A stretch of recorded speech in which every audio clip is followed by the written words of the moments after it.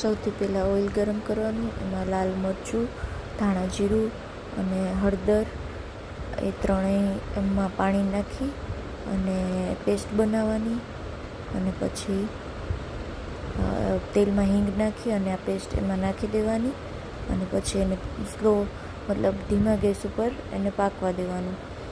અને પછી મરચું થોડું પાકી જાય પછી એમાં થોડું મીઠું નાખી અને થોડું હલાવી અને પછી એમાં ફિશ નાખી દેવાની. અને એના ઉપર બાદિયાનો મસાલો મતલબ બાદિયા પીસી અને એનો પાવડર હોય ને એ છાંટી અને ધીમા ગેસ ઉપર ઢાંકીને રહેવા દેવાનું. અને થોડી વાર પછી ફિશને પાછી પલટાવી દેવાની. અને પછી એના ઉપર પાણી નાખી દેવાનું અને એને